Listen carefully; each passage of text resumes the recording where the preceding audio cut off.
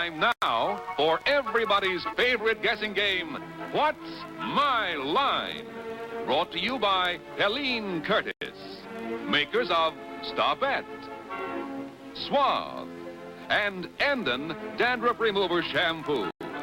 Now let's all play What's My Line?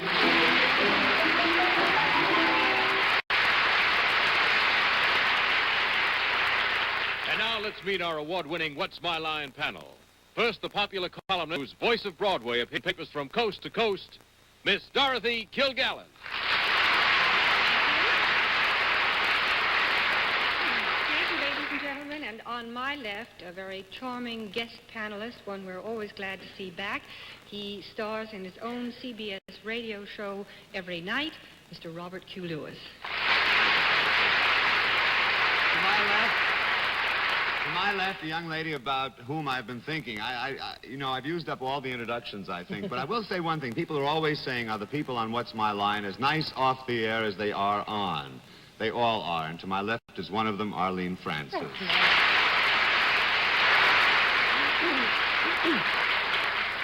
Thank you. And to my left sits the father of Jonathan and Christopher, the husband of Phyllis, and the nicest next-door neighbor a girl ever had, Bennett Cerf.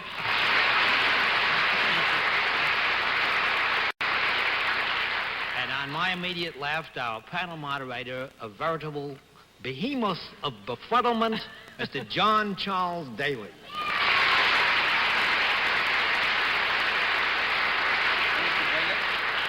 Good evening, ladies and gentlemen, and welcome to What's My Line, and some good news for the panel. Please put your blindfolds on. Well. Yes, thank you. Once again tonight, we're going to play some of our old tricks. We have some interesting occupations which have come along with some interesting and very nice people. We'll present both to the panel in a bit, and we believe that the panel will have some trouble with them. We'll also have a famous mystery guest before the panel a little bit later in the show, and we'll meet our first challenger in just 1 minute. Come in and sign in, please.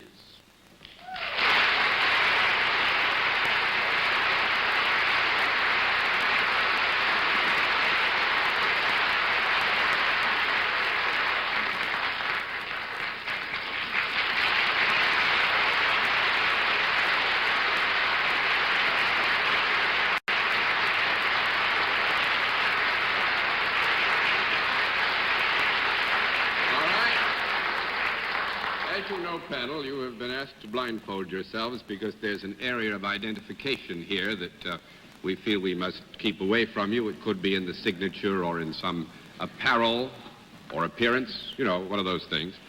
With that in mind, I would just ask our guest if you're familiar with our scoring system. Yes. Fine, then let's let the folks at home and our friends here in the theater know exactly what your line is.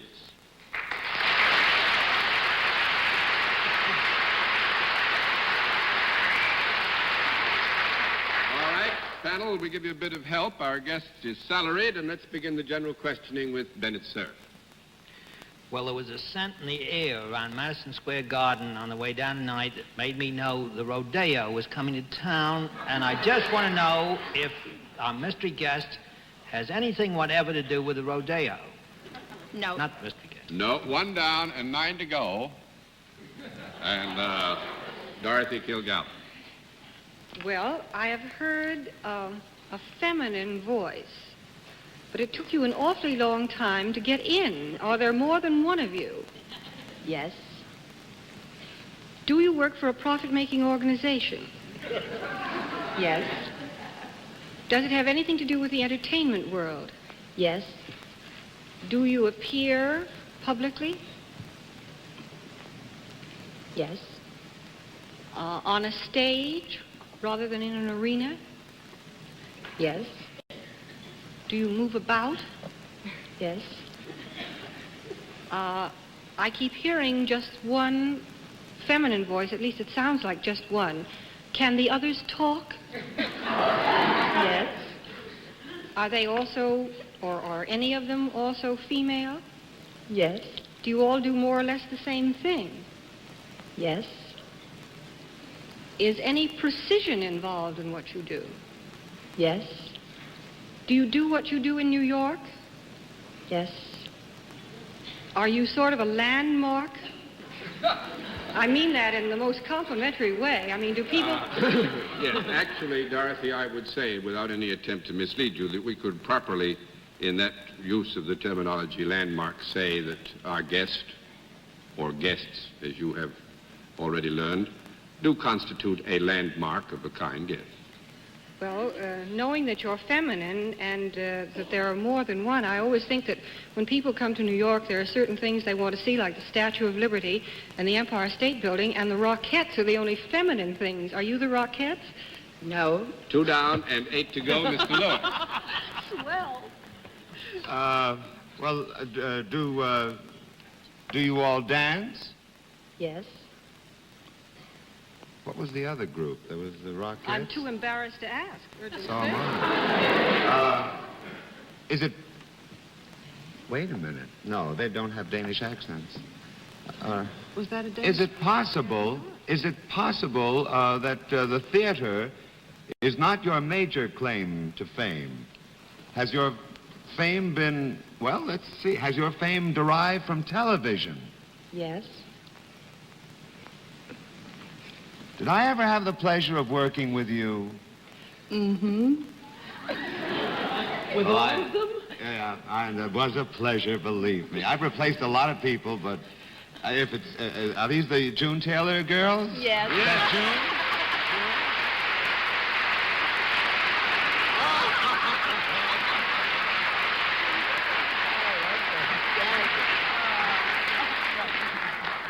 Where's John? All of them. How does it happen you didn't call a conference tonight, John? Never had a chance. And when does Jackie need a replacement again? 16 dancers and 16 glee girls. That's right. And Miss June Taylor, who, of course, teaches them or instructs them or is the choreographer, I suppose Right. is the right word. Well, we've added the Glee Girls for our new show for next Saturday night, with Jackie coming back. Next Saturday night, they started. The glee girls also choreograph. Whatever the Oh, word yes, is, I they do. have them moving around. Got it moving around. Well, I must say, I'm sorry we didn't have the panel moving around a bit more. I was hoping we'd give them a lot more trouble than we did, Miss June. I would ordinarily just owe you a vote of thanks for coming yourself. I don't quite know what to say, considering you brought all this loveliness with you. So for all of us, I'll say thank you very much and Thank much you. success in this season. Can they dance off? Can you shuffle off to Buffalo? They certainly can. All right, we can do that. Well, thanks right. very much and lots of success in this Okay, season. kid. Could they dance this way, John? No, I don't think so. No, please. We got to go that way because the cameras are set go up this that way. way. All right. Okay, fine. kid. Thanks very much. Thank you.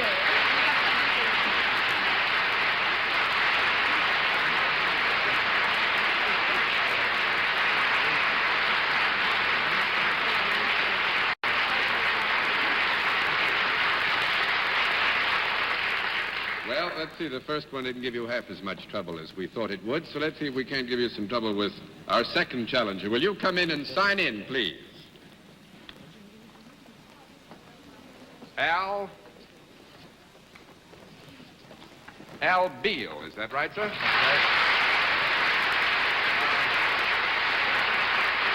Where are you from, Mr. Beal?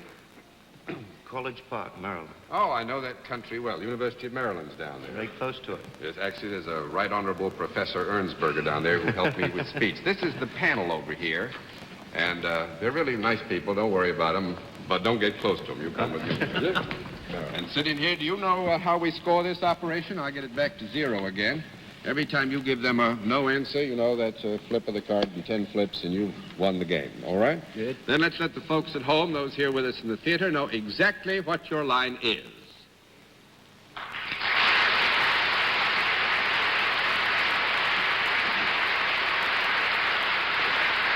All right.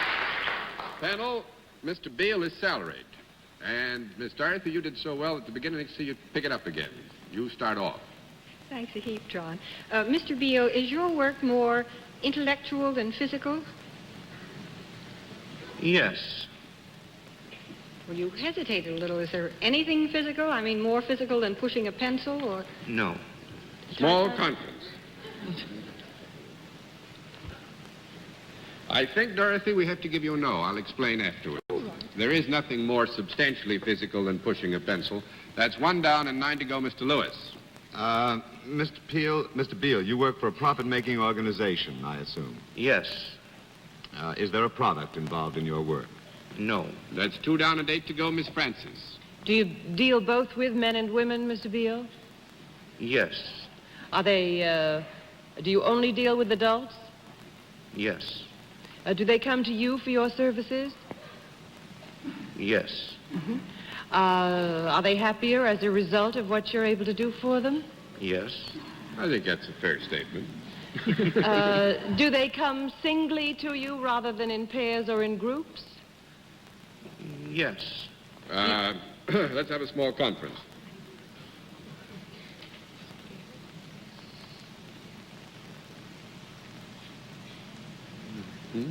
Just...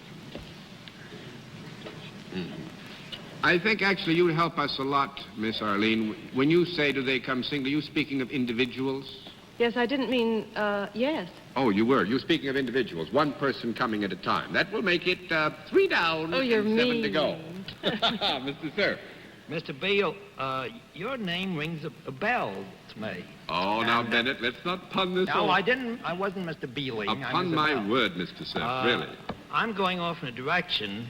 I may be entirely wrong, but I feel I've read something about you. Would you have anything to do with a current international crisis? Yes. Then I have read about you. If I remember correctly, you're one of the pilots of the Suez Canal. Right.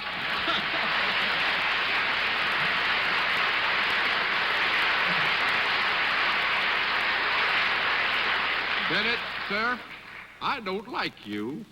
I just read the New York Times. I know you must have. We were hoping that the name wouldn't hit any bells it did with you, yes? John, I think in this case, it should have been called What's My Unfortunately Former Line.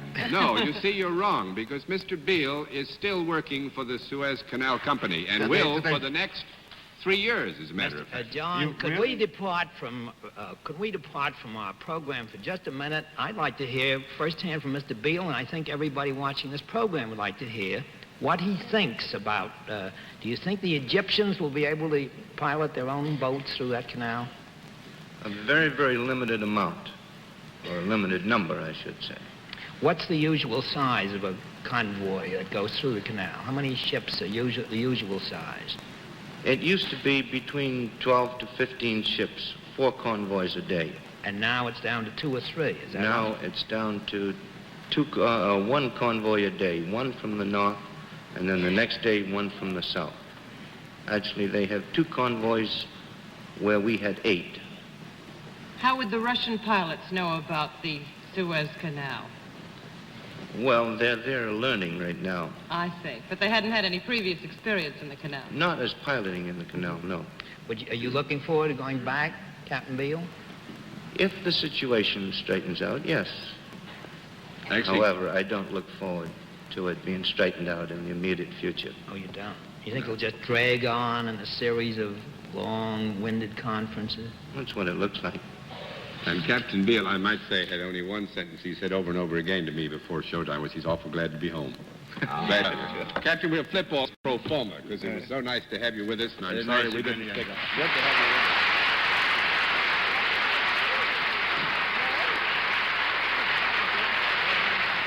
We'll meet tonight's mystery guest in just a moment.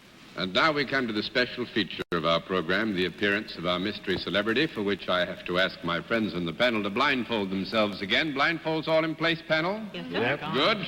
Will you come in, mystery challenger, and sign in, please?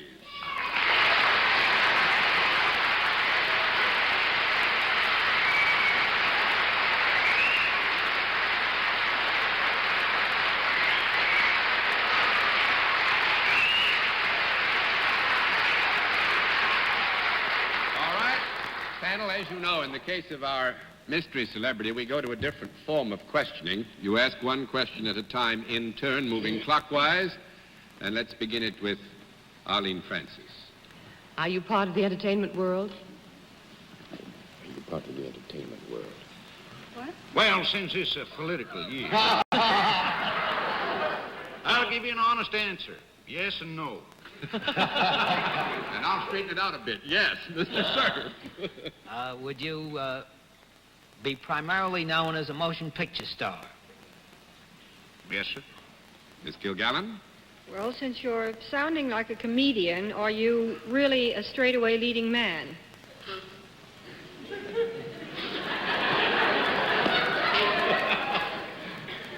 I guess we... Would you repeat that, ma'am? Well, you know how it is on this program.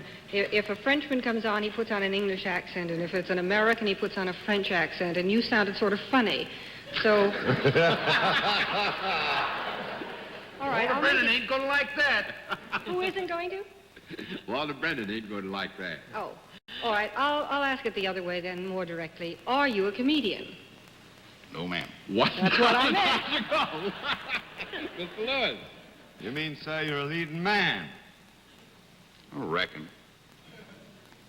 Is that your question, Mr. Lewis? Well, no. All right, this time we'll let it stand. You have another question. You're a leading man in motion pictures. Are you in New York to publicize the opening of some forthcoming triumph? Yes, sir. Miss Francis. Well, did you tell me about it on my own program last week? And is your name Legion? William Holden? William Holden is right.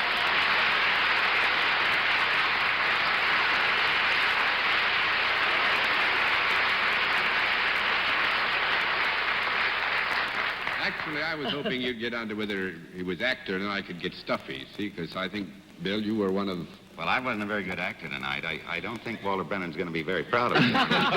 He coached me, but he's not going to be proud of me. Toward the Unknown is the picture that opens when, Bill? Well, it opens on the 27th here. 27th. In New York, yes. And this is very fortuitously about outer space. Actually, I think, Bill, that you have a star that's peculiar to motion pictures, have you not? Well, John, we have a star that's, strangely enough, now just sort of coming into his own right. And that is that Bell X-2 plane the last few weeks. I'm sure many people have read about it. About a month ago, went 1,900 miles an hour, and I happened to pick up a newspaper on the way to Pittsburgh the other day and found out it had gone to 126,000 feet of altitude. I consider that a pretty good third-act star. That's a third-act star. How did it feel up there, Bill, at 126,000 feet? I wish I could claim it. Just for fun, though. Now, making a picture like this, I remember years ago when I covered the Cleveland air races, I got a big boot and got in the first one of the first 80s and went through the sound barrier. On this thing, how fast did you go in the process of making the picture? Actually, John, I went, I think it was about 810 miles an hour. I broke the barrier for the purpose of getting a soundtrack that we would use on the picture, or in the picture, I should say. Could I ask one question? Could I ask one question, Bill? Yes, sir. If you don't mention Mervyn LeRoy's name, he'll never speak to me again. So I'd like to know just what he did with you on the picture. Well, I was actually waiting for John to ask me how much help I'd had, and I was going to tell him that I had the greatest help in the world. Mervyn LeRoy produced and directed the picture for us and greatly relieved me as an independent producer in this particular case. No, because Bill does belong to that new company of very serious actors who are also producers. But one last question before you go, Bill. Did you, before you did this 810 miles an hour, have to go through any special preparation with the Air Force or pass any tests? Yes, John. It's probably, as you were required on the trip, you go through the pressure chamber and you're checked out, and the doctor, make sure that you can withstand whatever abnormal experience you might go through. Yes, we did. We went and a big kick out of it? I enjoyed the flight much more than I did the pressure chamber. That's par for the course. Thanks very much, Bill. It's nice to have had you with us, and much success with the picture.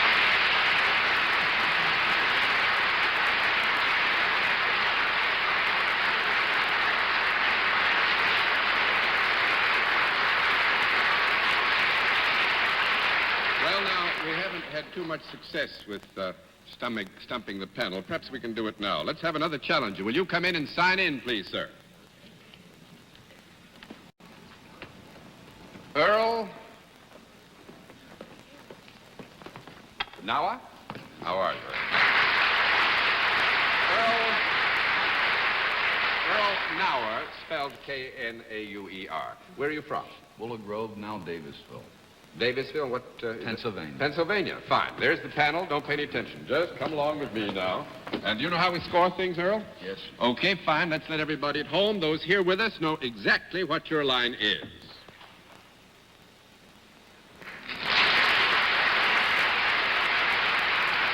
All right. Panel, Mr. Nauer is salaried. Let's begin the general questioning with Robert Q. Lewis.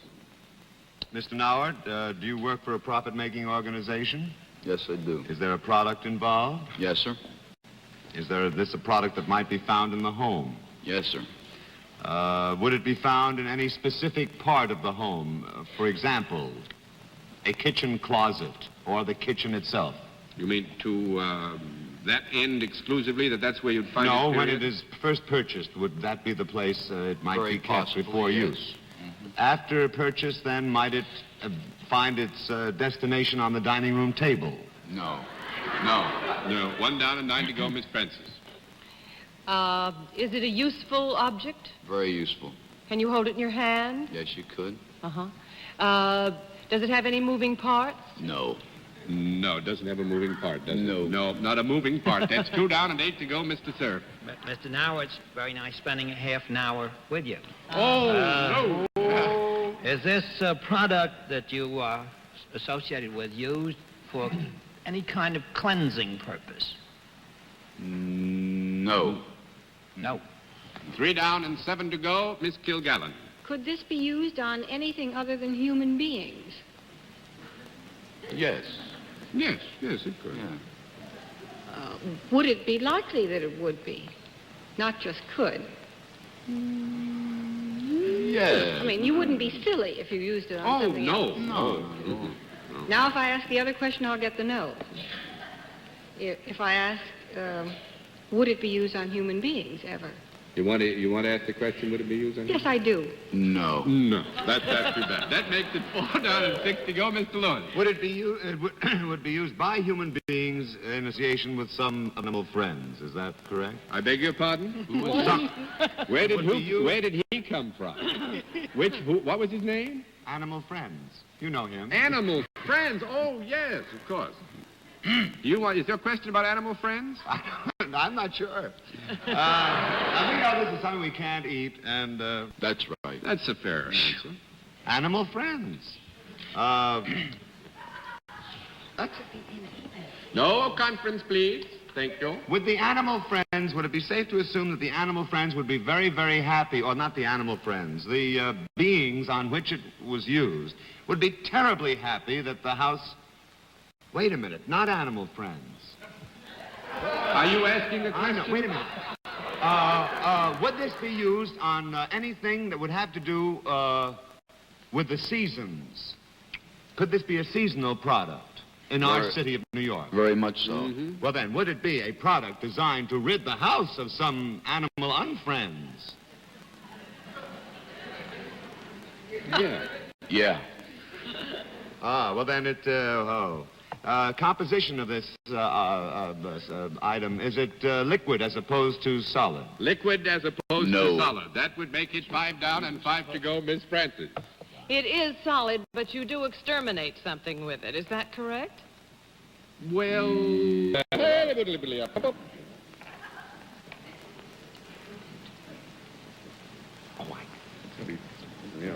I think because you chose to use the verb exterminate, we'll give you no. That's 6 down and 4 to go, Mr. Sir. There's a rumor coming down from the neighborhood of Robert Q. Lewis in a stage whisper that it's something like mothballs. Could it possibly be that? That is what it is. It's mothballs. Yeah, but I'm sorry we haven't got time to find out what it is that Mr. Nauer has to do with mothballs, so we'll flip the rest of the cards. He what? He doesn't make them round, he just makes them. Thank you very much, Mr. Nauer.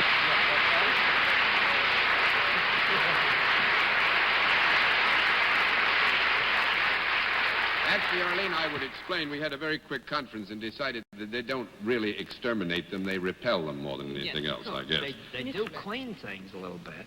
Well, not necessarily. No, not really, old boy. You discuss this with Phyllis after the show, Bennett, and you'll get it straightened out. Before our panel says goodnight, here is a word from next week's sponsor. We've been on so long, 5 years plus a good deal, that it's a little bit novel to find out that we have 6 years plus.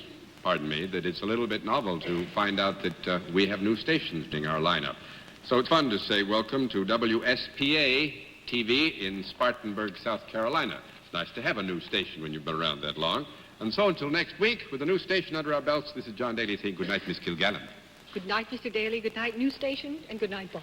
Good night, Dorothy, and good night, Arlene. Good night, Bob. And don't try to clean the house with mothballs, will you, Bennett? Well, I've been throwing them all day. I haven't hit a moth. Good night, John. Good night, ladies and gentlemen. Thanks for being with us on What's My Line? Travel arrangements on What's My Line are made through American Airlines. American Airlines flies our contestants in luxurious comfort aboard DC-7 flagships. This has been a Mark Goodson, Bill Todman production in association with the CBS Television Network.